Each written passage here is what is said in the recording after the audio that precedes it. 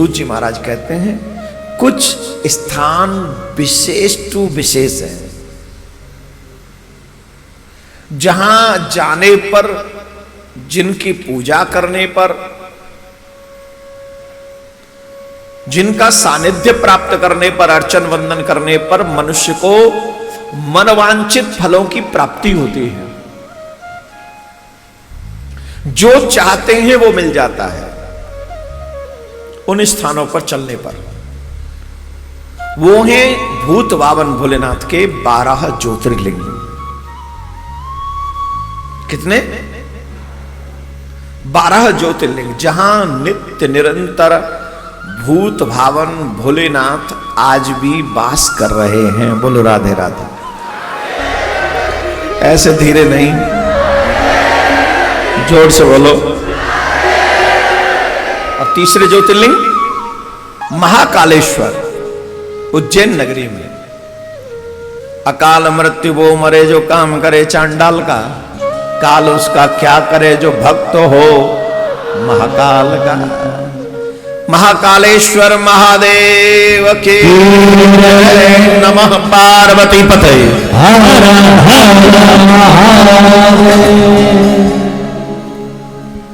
अब बोल दूं है? कितनी जल्दी सुनते हैं, बताऊं आपको, प्रमाण दूं। जब मैंने बोलना शुरू किया था कथा, तब मेरा गला कैसा था?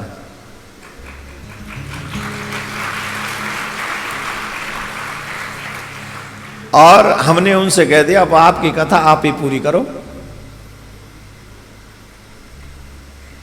अब इसलिए बोल रहा हूं बाबा रूठ न जाए। 19 मिनट रह गई, मैं पहली पूरी कर दूंगा। ले बाबा, अगर बाबा की इच्छा होगी तो करवा ले वो पूरी। कसम से ये शब्द बोलते ही ये अनुभव हुआ कि तू बोल तो सही, कथा तो पूरी ही होनी है।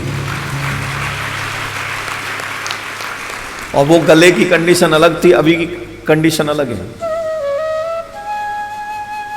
और तुम कहते यार वो सुनता नहीं, क्या बातें करते हो। रिसेंटली कितना जल्दी सुनता है।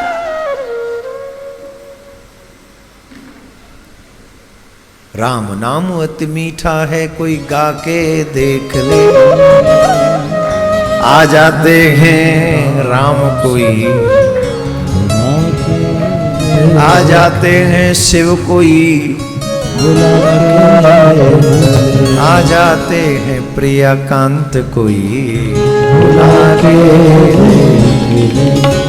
लेकिन जब तक तुम्हारे मन में, जिस मन में अभिमान बसा भगवान कहां से आए। जिस घर में अंधेरा है भगवान कहां से आए। ज्ञान का दीपक कोई जला के देख ले। आ जाते हैं शंभू कोई, बुला के देख ले। आ जाते हैं। तो महाकाल, भूत बावन भूत महाकालेश्वर उज्जैन में। कथा बहुत सुंदर है, बड़ी विचित्र है। एक राजा थे उज्जैनी में, और बड़े धार्मिक राजा थे। उस राजा पर आक्रमण सब लोगों ने मिलकर किया। राजा की सेना कम पड़ गई थी। राजा युद्ध करने नहीं गए, महादेव का अभिषेक करने लगे और कह दिया तुम जानो, तुम्हारा हमें कोई मतलब नहीं। क्या महादेव ने चमत्कार किया जानते हो आप? कितना महादेव ने चमत्कार किया। वहां पर एक बालक, जो ग्वाल का बालक था, गोपी का एक बालक था, उसे साक्षात थोड़े से, कुछ नहीं, एक ईंट का पूजन कर रहा था वो। मां ने मारा जोर से, भोजन कर नहीं रहा और यहां लगा हुआ है पता नहीं क्या। और ये बालक क्यों कर रहा था? क्योंकि राजा को पूजा करते हुए देख के आया था कि राजा पूजा कर रहे हैं, मैं भी पूजा करूंगा। उसे लगा ये ईंट नहीं है, पत्थर नहीं है, महादेव है, पूजन कर रहा था। मां ने उठा के वो फेंक दिया तो वो चीख पड़ा, खुद को मारा, कुछ नहीं बोला। लेकिन जैसे ईंट को फेंका, उस पत्थर को फेंका, वो रोने लगा, महादेव महादेव महादेव। महादेव तुरंत प्रकट हो गए और महादेव उसी जगह पर मंदिर सहित प्रकट हुए।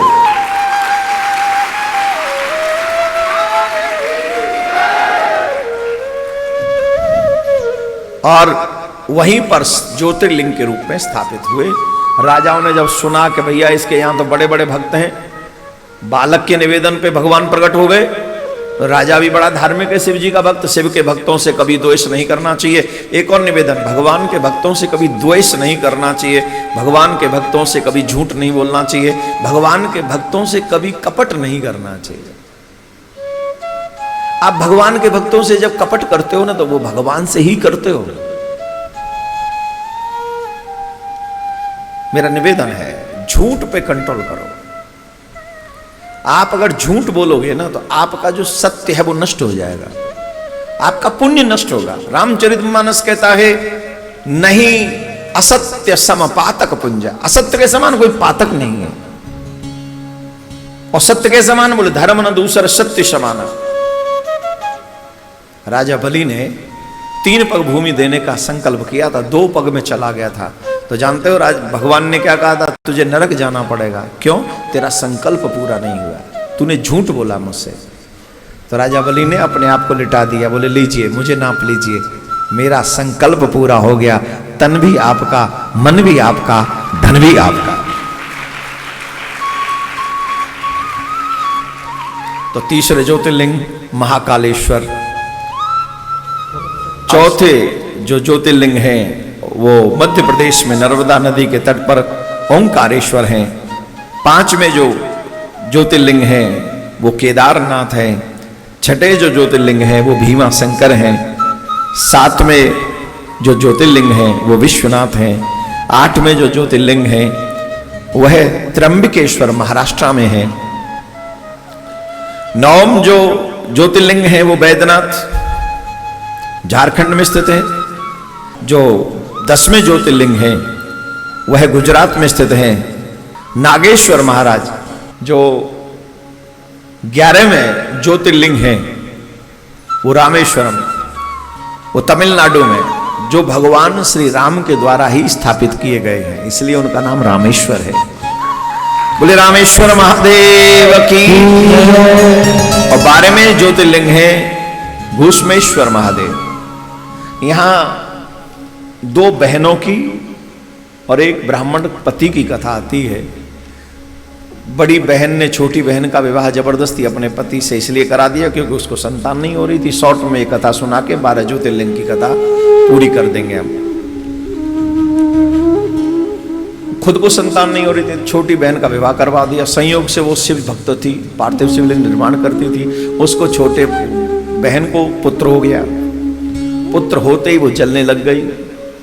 उस पुत्र का विवाह हो गया। जब विवाह हो गया तो विवाह होने के बाद वो बहू के पास लेटा हुआ था, उसने सोए हुए पुत्र को काट दिया बड़ी ने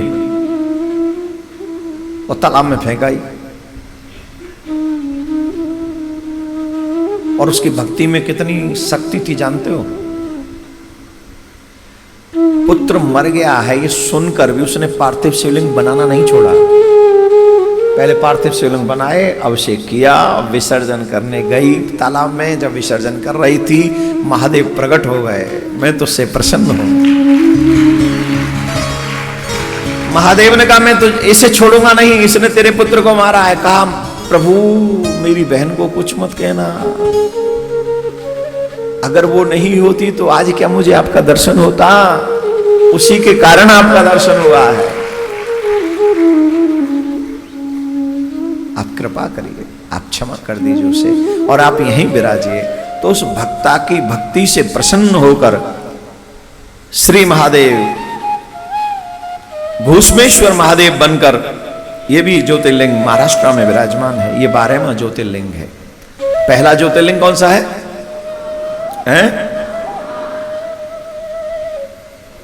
सोमनाथ महादेव।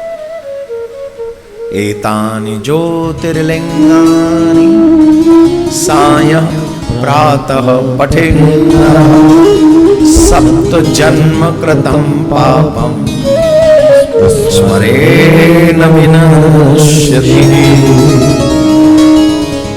जो 12 ज्योतिर्लिंगों की कथा को दान करता है सुबह मध्य शाम को, उसके अनेक जन्मों के पाप नष्ट हो जाते हैं। इसलिए श्रावण मास के 9वें दिन में हमारी इच्छा थी आपको 12 ज्योतिर्लिंगों का नाम, थोड़ी सी कथा श्रवण कराई जाए, जिससे आपका कल्याण हो सके। हम भूत भावन भोलेनाथ से ये प्रार्थना करते हैं।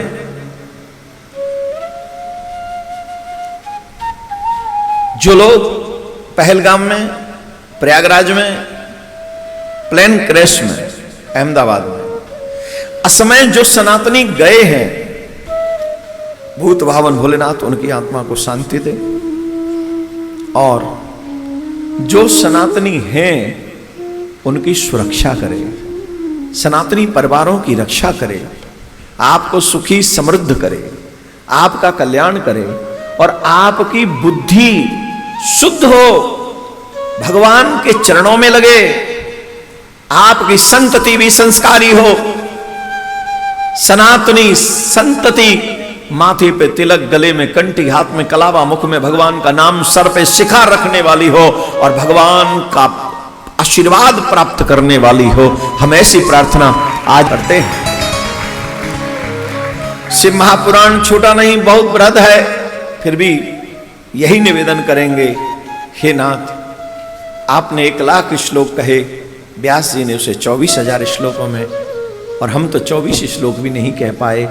आपने जितनी कृपा हम पर की, जितनी कथा सुनी, उसी कथा को संपूर्ण मानकर इस पूरे सनातनी जगत को उसका फल दीजिए।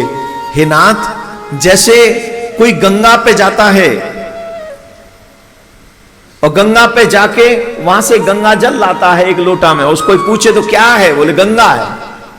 क्या कहता है, जोर से बोलो, अरे गंगा ये है, गंगा तो महाराज गौमुख से आई और गंगा सागर तक गई, तू कहता है लोटा में गंगा है।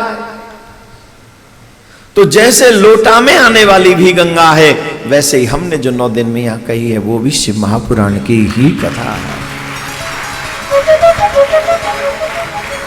जो त्रुटि रह गई हो, महादेव उसे क्षमा करें। आप परिपूर्ण हैं, आप स्वयं इसे पूर्ण करें। प्रिया कांजू हम सब पर अपनी कृपा बनाए रखें, आप सबके ऊपर कल्याण करें, आप सबका उद्धार करें।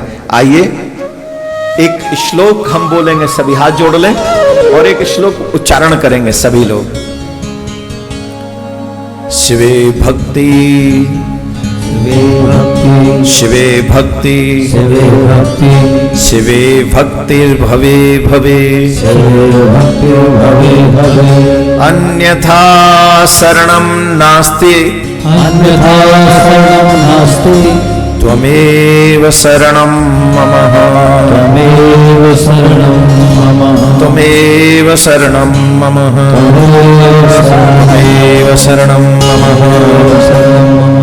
भूत भावन भोलेनाथ को हम नमन करें, उनकी कृपा हम सब पर बनी रहे।